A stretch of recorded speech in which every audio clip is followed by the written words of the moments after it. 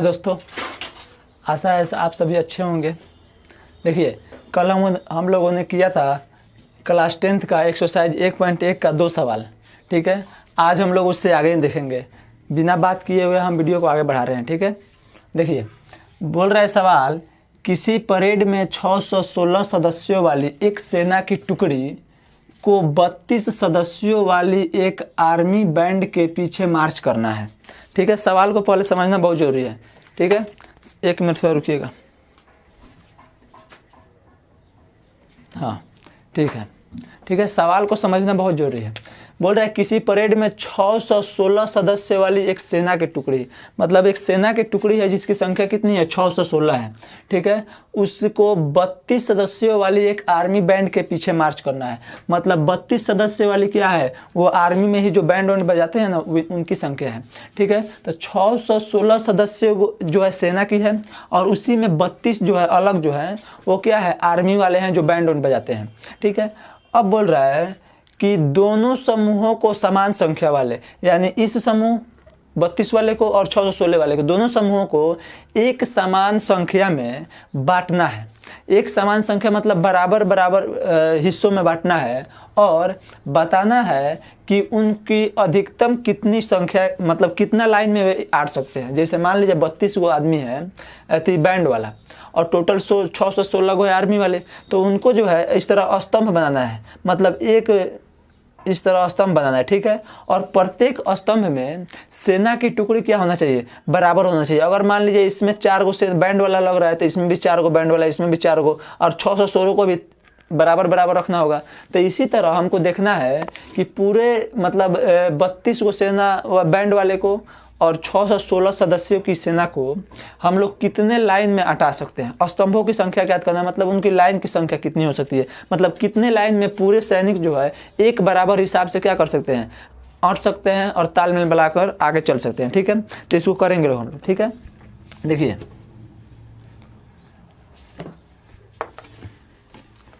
ऐसे तो इसको बनाने का सबसे सिंपल तरीका है कि इसका HCF निकाल दिया जाता है। ठीक है, हम भी HCF निकाल लेंगे, उसके बाद हम इसको समझाएंगे आगे क्या होता है। ठीक है, बोल रहा है किसी परेड में सदस्य आर्मी की सेना, परेड में 616 सदस्य वाली एक सेना की टुकड़ी है। ठीक है, तो सेना की टुकड़ी की संख्या, सेना की टुकड़ी की संख्या 616। ठीक है, तथा 32 सदस्यों वाले एक आर्मी बैंड के पीछे खड़ा करना है। ठीक है, तो आर्मी बैंड वालों की संख्या बराबर कितना है, 32। ठीक है, अब बोल रहा है कि स्तंभों की कितनी संख्या, स्तंभ का मतलब होता है कि मतलब कितने लाइन में जो है पूरे सैनिक बराबर बराबर हिस्से में आट सकते हैं। ठीक है, तो हम लोगों को ज्ञात करना है स्तंभों की संख्या। तो लिखा गया यहाँ पर स्तंभों की संख्या, स्तंभों की संख्या दोनों का HCF निकाल देने पर क्या हो जाता है, हम लोगों को स्तंभों की संख्या प्राप्त हो जाती है। तो स्तंभों की संख्या निकालने के लिए क्या करेंगे, स्तंभों की संख्या बराबर HCF कितना का, 616 और 32 का। ठीक है, अगर इसका HCF निकाल दे रहे हैं तो क्या हो जाएगा, वही स्तंभ की संख्या हो जाएगा। ठीक है, तो 616 और 32 का HCF क्या होगा। HCF निकालने का बहुत तरीका है, गुणनखंड विधि, भाग विधि, कोई भी तरीके से बना सकते हैं। ठीक है, हम इसको क्या कर रहे हैं, गुणनखंड विधि से बना दे रहे हैं, भाग विधि से बना दे रहे हैं। देखिए जैसे यहाँ पर 32 हो गया, 32 से भाग दे देंगे 616 में, यही है भाग विधि द्वारा HCF बनाने का तरीका।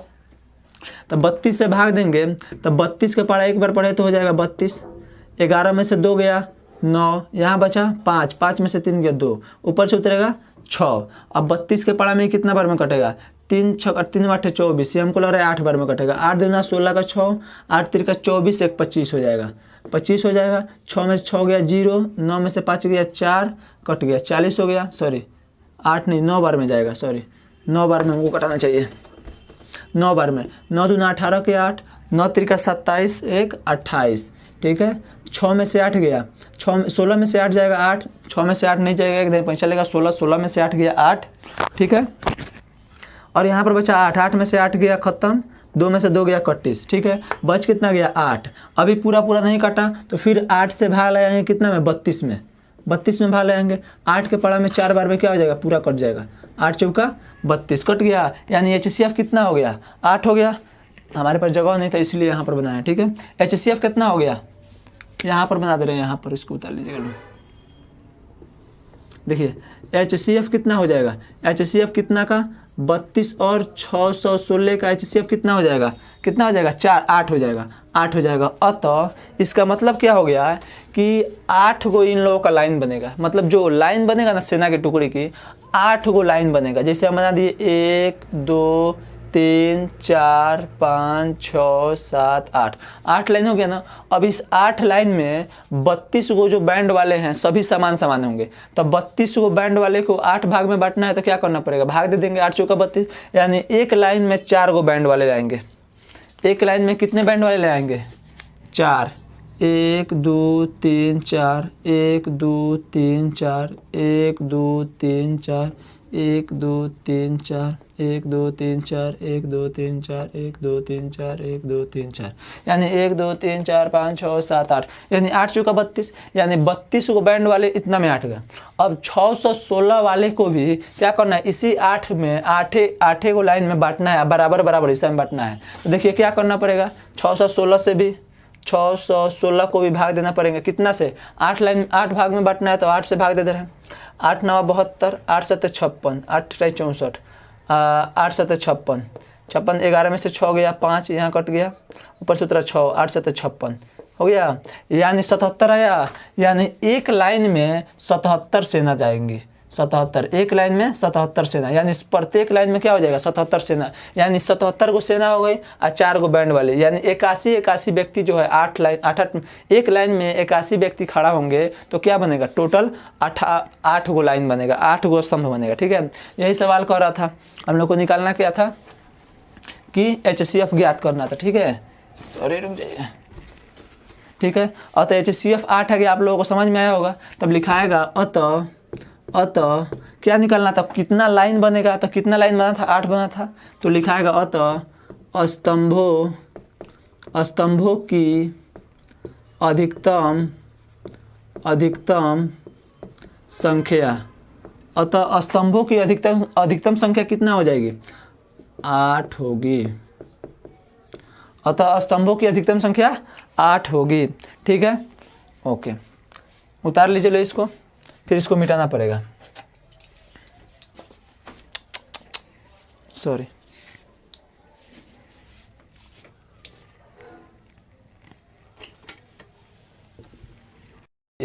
अब हम लोग पढ़ेंगे अगला सवाल, 4 नंबर सवाल है यूक्लिड विभाजन एल्गोरिथ्म का प्रयोग करके दर्शाइए कि किसी धनात्मक पूर्णांक का वर्ग किसी पूर्णांक m के लिए 3m या 3m+1 के रूप का होता है। किस रूप का होता है, 3m या 3m+1 के रूप का होता है, ठीक है। और क्या बोल रहा है, किसी भी धनात्मक पूर्णांक का वर्ग, तो किसी भी धनात्मक पूर्णांक का वर्ग तो पहले माना जाएगा इसमें क्या कि वह धनात्मक पूर्णांक है, क्या माना जाएगा कि वह धनात्मक पूर्णांक है क्या। एक मिनट थोड़ा लाइट देख ले, यार हाँ अब फ्रेश आ रहा है, लेकिन सॉरी। देखिए सबसे पहले मानेंगे कि माना ए मान लेते हैं अधिकतर, क्योंकि हमारा फॉर्मूला होता है यूक्लिड विभाजन परिमेय का A बराबर BQ + R। तो माना ए एक धनात्मक पूर्णांक है,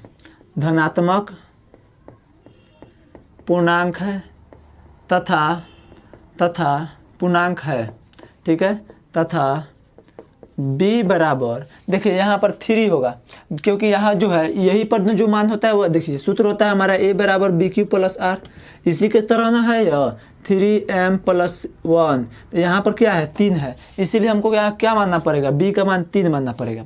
हम जानते हैं कि B का मान हमेशा R से छोटा होता है, B का मान R से हमेशा बड़ा होता है, यानी B जो है बड़ा होता है R से होता है, तो हम यहाँ पर B का मान 3 रखे हैं, तो R का मान क्या हो जाएगा 0 1 2, यही ना होगा, R का मान छोटा होगा। हमको सिद्ध करना है किसी भी धनात्मक पूर्णांक का वर्ग या तो 3m या 3m+1 का होता है, 1 के रूप का होता है। तो सबसे पहले हम क्या करेंगे, बारी बारी से यूक्लिड विभाजन प्रमेय का प्रयोग करेंगे। देखिए लिखाएगा यूक्लिड विभाजन प्रमेय से, यूक्लिड विभाजन प्रमेय से क्या होता है यूक्लिड विभाजन प्रमेय से A बराबर बी क्यू प्लस आर होता है। लिखाएगा पहले पहले क्या रखेंगे, जब आर का मान 0 रखेंगे, आर का मान पहले 0 रखेंगे, तब 1 रखेंगे, तब 2 रखकर देखेंगे हम लोग को इतना आ रहा है कि नहीं आ रहा है, इस रूप का है कि नहीं है। तो जब आर बराबर 0 हो तब, जब आर बराबर 0 हो तब क्या हो जाएगा, तो ए का तो मान यही हो जाएगा, बी का मान माने थे हम लोग 3, तो 3 हो जाएगा, आ क्यू का क्यू हो जाएगा प्लस आर का मान 0 हो जाएगा। ठीक है, आर का मान 0 हो जाएगा, यानी ए बराबर 3q हो जाएगा। इतना हो गया, लेकिन अभी यह 3q है, हमको बोल रहा है इसका वर्ग बोल रहा है। ठीक है, तो क्या करेंगे, दोनों तरफ वर्ग करने पर,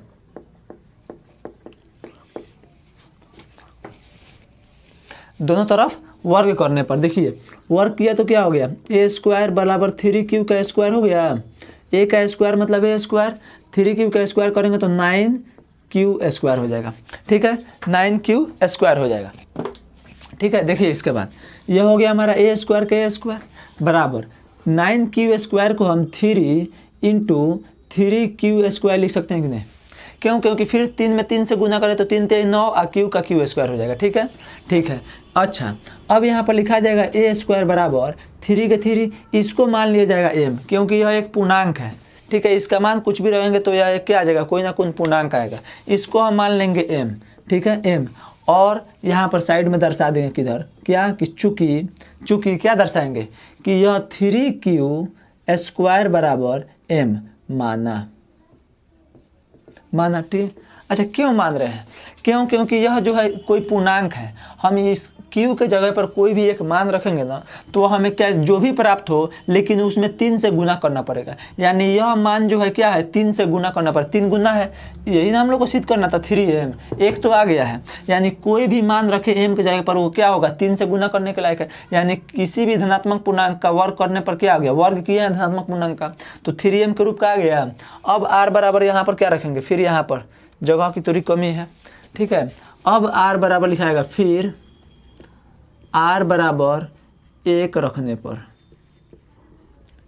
r बराबर 1 रखने पर, तो r बराबर जब 1 रखेंगे तो हमारा क्या हो जाएगा, a बराबर बी क्यू प्लस आर होता है, तो a बराबर b के जगह पर क्या हो जाएगा 3, q का q और प्लस r के जगह पर 1 हो जाएगा, यही ना हो जाएगा। अब क्या करेंगे, दोनों तरफ वर्ग करेंगे इसका, तो दोनों तरफ वर्ग करने पर क्या हो जाएगा, a square into 3q plus 1 का होल स्क्वायर, यही हो जाएगा। अब a स्क्वायर, इसका सूत्र होता है a प्लस बी का होल स्क्वायर का सूत्र होता है a square plus b square plus 2ab सूत्र होता है।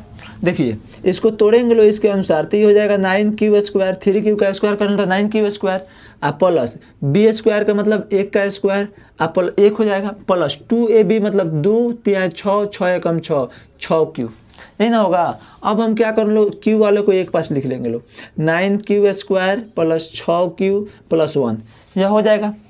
अब देखिए इस दोनों संख्या में ध्यान से देखा जाए तो 3 कॉमन है, 3 को अगर हम कॉमन कर ले रहे हैं तो यहाँ पर क्या बच जाएगा, 3 को कॉमन कर रहे हैं तो यहाँ से, तो यहाँ पर 3 3 9 होता है, 3 बच जाएगा, और q है तो q स्क्वायर बच जाएगा, प्लस यहाँ से q में से 6q में से 3 कॉमन किए हैं तो यहाँ पर क्या बच जाएगा, यहाँ पर 2q बच जाएगा, 2q बच जाएगा, 3 दूना 6, 2 के 2 हो गया, q का q उतर जाएगा, और शेष प्लस में क्या बच गया, 1 बच गया।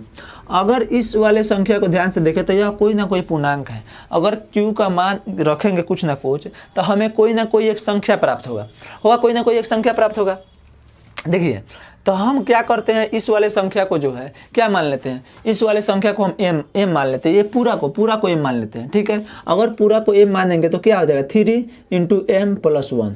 ठीक है, m प्लस 1 हो गया, लिखा जाएगा यहाँ पर चूँकि 3q स्क्वायर प्लस 2q बराबर m माना हो गया, यह हो गया हमारा क्या, a स्क्वायर। देखिए ध्यान से, अब देखिए यहाँ भी हमारा a स्क्वायर का मान 3m आ गया, यहाँ भी a स्क्वायर का मान 3m स्क्वायर आ गया, 3m प्लस 1 आ गया। यही ना सिद्ध करना था, किसी भी संख्या का वर्ग, यह संख्या हो गया हमारा, इसका वर्ग किए तो 3m के बराबर आ गया, 3m के बराबर, यहाँ पर भी यह संख्या हो गया, इसका वर्ग किए तो 3m प्लस 1 के बराबर आ गया। तो समीकरण इसको मान लीजिए 1 और इसको मान लीजिए समीकरण 2। ठीक है, समीकरण 1 इसको मान लीजिए, समीकरण 2 इसको मान लीजिए, और लिखाएगा नीचे समीकरण 1 और 2 से।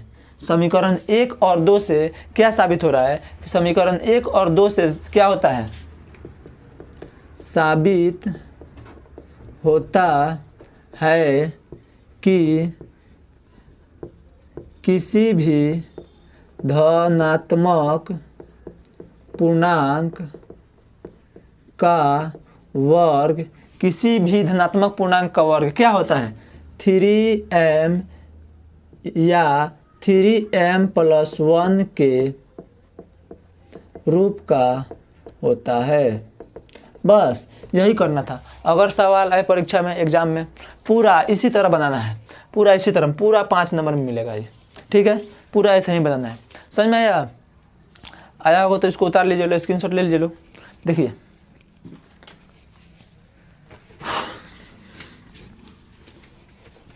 बहुत गर्मी है यार।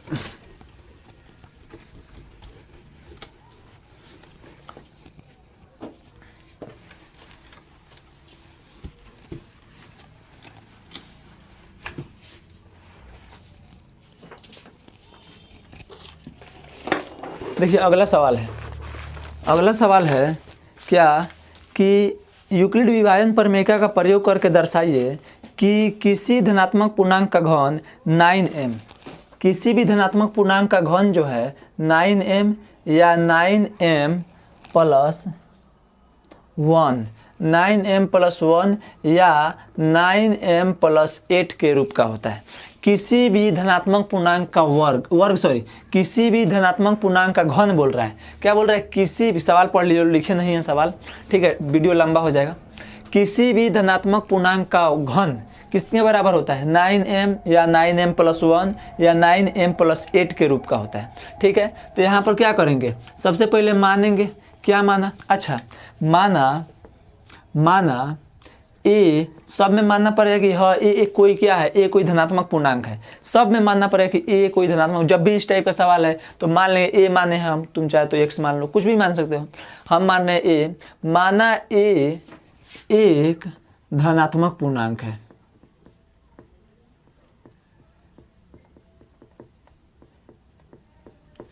माना ए एक धनात्मक पूर्णांक है, ठीक है, माना ए एक धनात्मक पूर्णांक है, हो गया।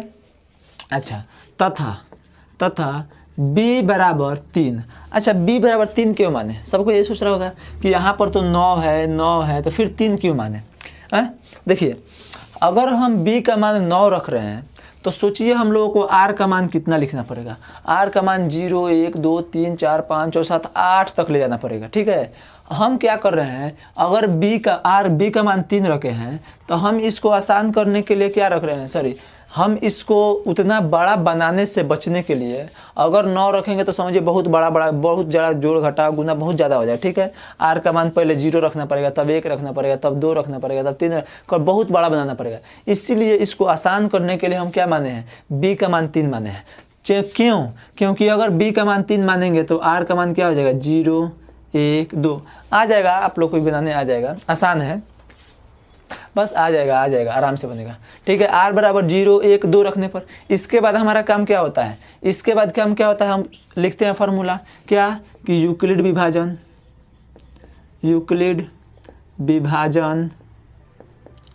प्रमेय से, यूक्लिड विभाजन प्रमेय से क्या होता है, a बराबर BQ प्लस R होता है, a बराबर BQ प्लस R होता है, लिखाएगा।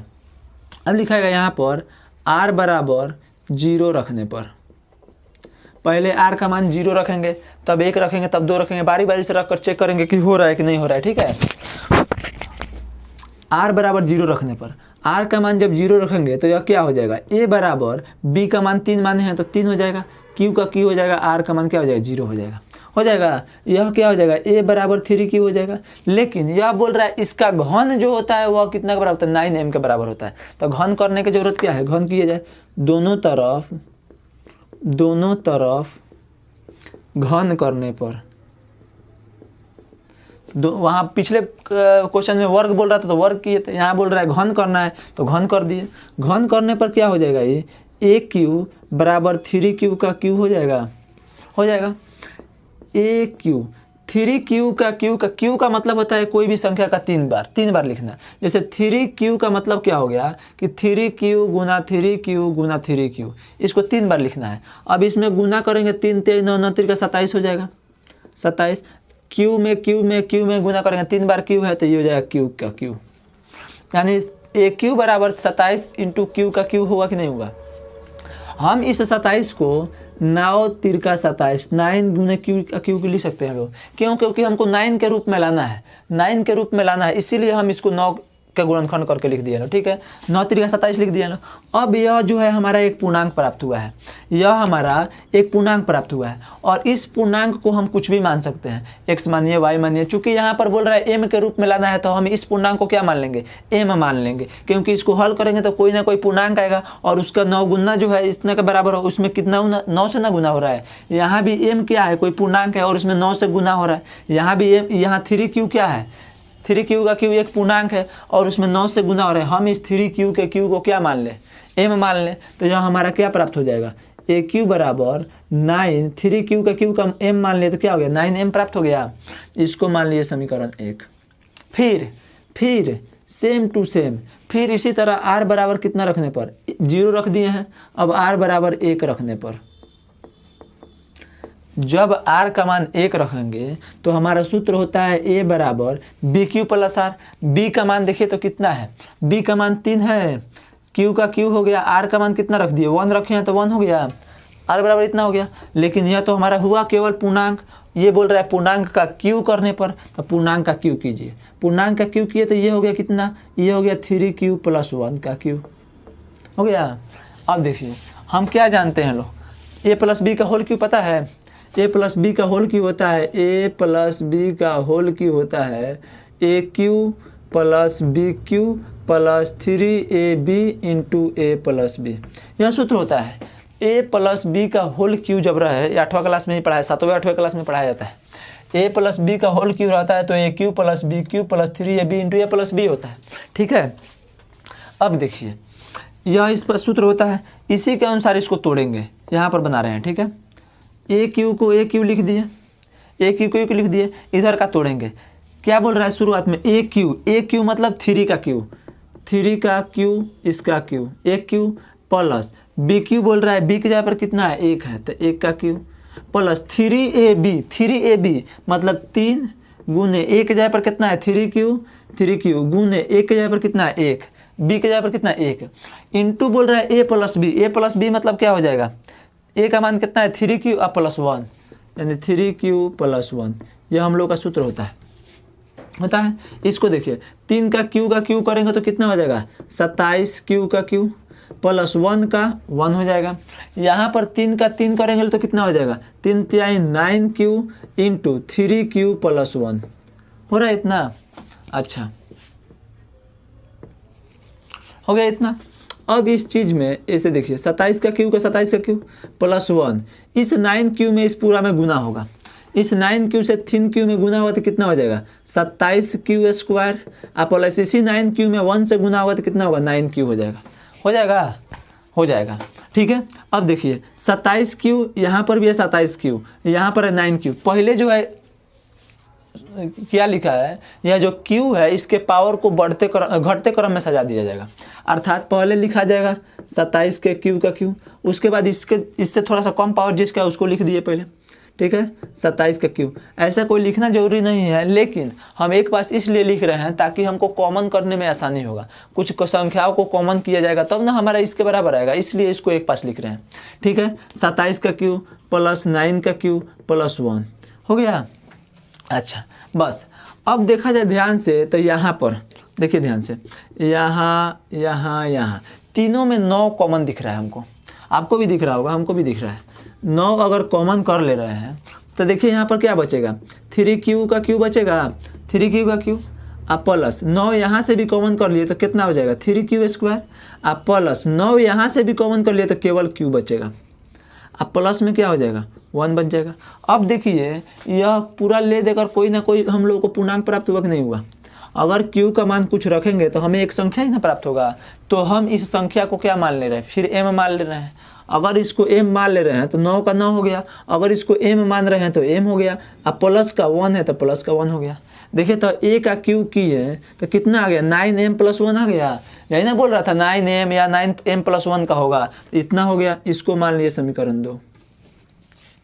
बोल रहा था किसी भी संख्या का वर्ग घन करने पर या तो 9 कितना होगा, इधर गया रहे, हाँ 9m होगा या 9m + 1 होगा। अगला बोल रहा है 9m + 8 का होगा। यानी अगर हम r का मान 2 रख रहे हैं तो हमारा कितना आना चाहिए, 9m + 8 का रूप क्या आना चाहिए।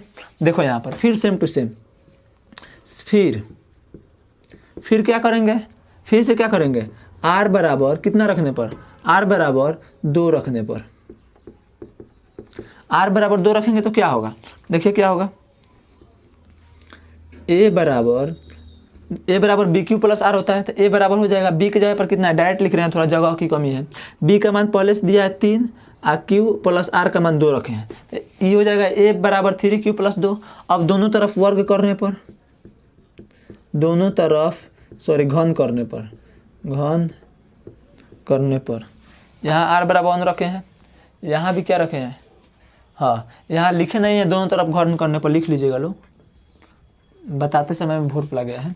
दोनों तरफ घन करने पर, सॉरी यहाँ पर लिखाएगा, यहाँ पर लिख दीजिएगा लो आप लोग, दोनों तरफ घन करने पर। समझाते समय भूल गया हूँ, ठीक है। यहाँ पर लीजिएगा दोनों तरफ घन करने पर, ठीक है। घन तो करवे किया है।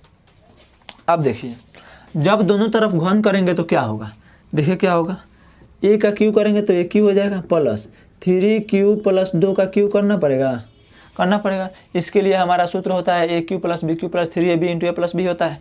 तो लगाएंगे इसको, देखिए aq बराबर 3 का क्यू करेंगे तो 3 3 9 9 3 का 27 क्यू का क्यू और प्लस 2 का क्यू करेंगे तो 8 हो जाएगा, 2 दूनी 4 4 दूनी 8 और प्लस 3ab 3 तो 3 दूना 6 और a का मतलब होता है 3 तिहाई 9 9 दूना 18 क्यू, यह 3ab हो गया, 3ab हो गया इंटू a + b मतलब कितना हो जाएगा। अच्छा यहाँ पर समझ में नहीं आया, देखिए यहाँ पर 18 क्यू होगा, जैसे यहाँ पर देखिए, अरे यार समझ जाना लोग, नहीं समझ पा रहे लोग, चल देखो 27 क्यू + 8 हो गया, ठीक है। यहाँ पर क्या बोल रहा है 3ab, यही ना होता है 3ab फॉर्मूला होता है, 3 का 3 गुना a के जगह पर कितना है 3q, तो 3q गुना b के जगह पर कितना है 2, तो 3 3 9 9 दूना 18 क्यू नहीं हो गया, हम डायरेक्ट लिख दिए हैं, यहाँ पर हो गया 18 क्यू, 8 + 18 क्यू हो गया 18 क्यू।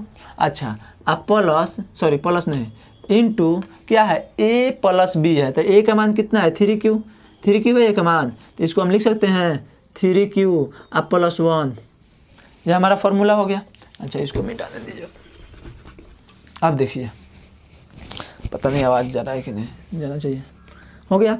अब देखिए aq बराबर कितना हो गया, हम अभी इसको ऐसे ही लिख देंगे 27q + 8 + 18q में 3 से गुना करेंगे तो हम जानते हैं 18 × 54, 18 × 36, 18 × 54 q², आप प्लस 18q में 1 से गुना करेंगे तो 18q हो जाएगा। सेम टू सेम प्रोसेस वही करेंगे यहाँ पर, ठीक है। उसके बाद सेम टू सेम प्रोसेस क्या करेंगे, देखिए यहाँ पर पहले वाले जो पावर है उस पावर के अनुसार इसको सजा लेंगे। 27q को पहले लिख दिए, प्लस 54q को पहले लिख दिए, अब प्लस 18q को पहले लिख दिए, उसके बाद लिख दिए 8 को, सब q वाले को एक पास लिख दिए। अब q वाले को एक पास लिख दिए, तब हमको फिर दिखाई दे रहा है सब में 9 9 9 कॉमन दिखाई दे रहा है, हमको दिखाई दे रहा है, ठीक है। अगर यहाँ से 9 कॉमन कर ले रहे हैं, दिख रहा है ना, 1 मिनट देख रहे हैं, दिख रहा है कि नहीं दिख रहा है, 1 मिनट, हाँ दिखाई पड़ रहा है, ठीक है।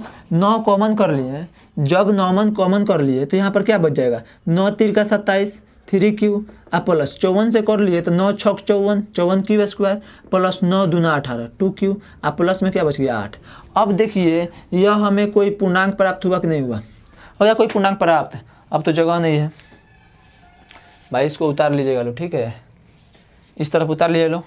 हम कहाँ बना दें, चलिए यहाँ पर बना दे रहे हैं, जगह तो नहीं है, लेकिन बना रहे हैं, चलिए 2 माने थे, ठीक है। यहाँ पर समझ लीजिएगा, ठीक है। 9 यहाँ पर 9 देखिए ए क्यू बराबर क्या हो जाएगा, 9 का 9 हो गया। अब देखिए ये पूरे वाले चीज़ क्या है, एक पूर्णांक है। यहाँ पर q का मान कुछ भी रखेंगे तो हमें कोई ना कोई एक पूर्णांक प्राप्त होगा। हम क्या करेंगे, इस q को, इस वाले पूरे वाले टर्म को क्या मान लेंगे, m मान लेंगे, ठीक है। पूरे वाले टर्म को क्या मान लेंगे, m मान लेंगे। अगर m मानेंगे तो यह 9 के 9 हो गया, इस पूरे को m माने तो यहाँ पर m हो गया। अब प्लस में 8 हो रहा है तो प्लस में 8 हो गया। देखिए तो इसका 9m + 8 हो गया। यानी कोई भी धनात्मक पूर्णांक हो, अगर उसका घन कर रहे हैं तो हमें इसी रूप में प्राप्त हो रहा है, नहीं हो रहा है। यही ना सिद्ध करना, 9m 9m + 1 9m + 8, यही ना सिद्ध करना था। इसको मान लिए समीकरण 3। अब लिख दिए, यहाँ पर लिखाएगा समीकरण 1 2 और 3 से यह साबित होता है, क्या साबित होता है, कि किसी भी धनात्मक पूर्णांक का घन, किसी भी धनात्मक पूर्णांक का घन 9m या 9m + 1 या 9m + 8 के रूप का होता है। हो गया प्रूव्ड, बस साबित हो गया। हमको लग रहा है इतना ही क्वेश्चन है। आशा है आप लोगों को यह समझ में आया होगा, ठीक है। देख लीजिए, उम्मीद है यह आप लोगों को समझ में आया होगा। समझ में आया होगा तो भाई अभी तक बोला नहीं हूँ, बोल रहा हूँ, चैनल को सब्सक्राइब कर लीजिएगा, ठीक है। ओके, धन्यवाद।